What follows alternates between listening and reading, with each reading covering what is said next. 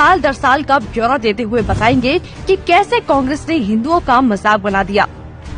1950 में आया आर्टिकल 25। कांग्रेस 1950 में आर्टिकल 25 को लेकर आई, जिससे धर्म परिवर्तन को मान्यता दे दी गई। और सबसे ज्यादा किसका धर्म परिवर्तन हुआ ये सब जानते हैं, लेकिन ये तो सिर्फ शुरुआत थी। नेहरू 1950 में आर्टिकल 28 लेकर आए और हिंदुओं से धार्मिक शिक्षा का हक छीन लिया। लेकिन आर्टिकल 30 के तहत अल्पसंख्यक अपनी धार्मिक शिक्षा दे सकते हैं। धार्मिक शिक्षा के बाद निशाने पर थी धार्मिक संस्थाएं। 1951 में HRCE एक्ट, 1951 में Hindu religious and charitable endowment act लेकर आए।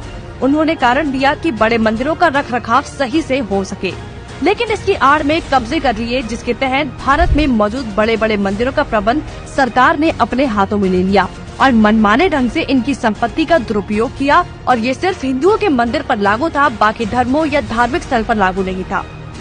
1956 में हिंदू कोड बिल आया। 1956 में नेहरू सरकार हिंदू कोड बिल लेकर आई, लेकिन अल्पसंख्यकों के लिए इन्होंने पर्सनल लॉ बोर्ड को बिल्कुल हाथ नहीं लगाया। मतलब एक ही है, देश में एक जाति कद संविधान कानून से और दूसरी अपने धर्म के कानून के हिसाब से, और आज भी यूनिफॉर्म सिविल कोड से कतराते हैं। कांग्रेस ने लगाई आरक्षण की आग। कांग्रेस आरक्षण लेकर आई, जिससे हिंदुओं को बांटने का काम किया गया, जिससे सबसे बड़ा नुकसान हिंदुओं को हुआ।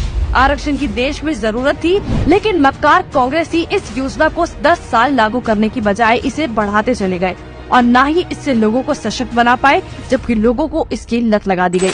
इंदिरा का कार्यकाल। साल 1976 में इमरजेंसी के दौरान ही इंदिरा ने संविधान में सेक्युलर शब्द को जबरदस्ती घुसा दिया, जिसको लेकर संसद में कोई चर्चा तक नहीं हुई।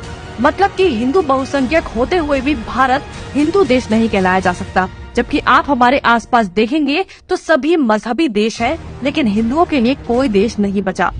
इसके बाद हिंदुओं के कानूनी अधिकार और इतिहास निशाने पर थे। 1991 में पूजा स्थल कानून। 1991 में कांग्रेस ने पूजा स्थल कानून बनाया, जो बेहद हिंदू विरोधी कानून था, क्योंकि इस कानून के तहत हिंदू, सिख और जैन मुगलों के कब्जे से मंदिरों को छुड़ाने के लिए लड़ाई ही नहीं लड़ सकते। उनके पास दलील सुनने का कोई कानूनी अधिकार ही नहीं छोड़ा गया। हमने लाखों मंदिर और उनका इतिहास खो दिया। 1992 माइनॉरिटी कमीशन एक्ट। कांग्रेस ने अल्पसंख्यक आयोग अधिनियम बनाने के बाद अल्पसंख्यक आयोग बना दिया।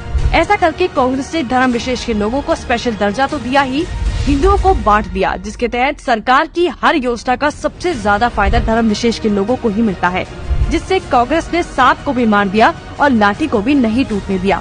मतलब साफ है, हिंदुओं को भी बांट दिया और धर्म विशेष के लोगों को भी खुश कर दिया। जब देश सेकुलर बना दिया तो मेजॉरिटी और माइनॉरिटी की जरूरत ही क्या थी। 1995 में वक्फ बोर्ड कानून। 1995 में वक्फ बोर्ड कानून बनाकर कांग्रेस ने एक और महापाप किया। वक्फ बोर्ड को असीमित शक्ति दे दी गई। आज स्थिति ये है कि वक्फ बोर्ड किसी भी संपत्ति पर दावा कर दे तो कोर्ट से भी कोई मदद नहीं मिलेगी। रेलवे और रक्षा के बाद संपत्ति के मामले में वक्फ बोर्ड देश में तीसरे स्थान पर पहुंच गया है। अब सिर्फ एक आखिरी बार बचा था, वो बार था राम सेतु एफिडेविट। राम सेतु एफिडेविट बनाया। हिंदुओं ने फिर 2004 में कांग्रेस को चुन लिया, तो कांग्रेस ने इसका इनाम देते हुए राम सेतु एफिडेविट बनाया और भगवान श्री राम के अस्तित्व को ही नकार दिया और काल्पनिक बताया। आस्था और धर्म पर वार करने के बाद अब कांग्रेस ने हिंदुओं को ही बदनाम करने का प्लान बना लिया। 2009 में हिंदू आतंकवादी घोषित। 2009 में फिर से हिंदुओं ने कांग्रेस को चुना, तो उसके बदले में कांग्रेस ने हिंदुओं को ही टेरर घोषित कर दिया।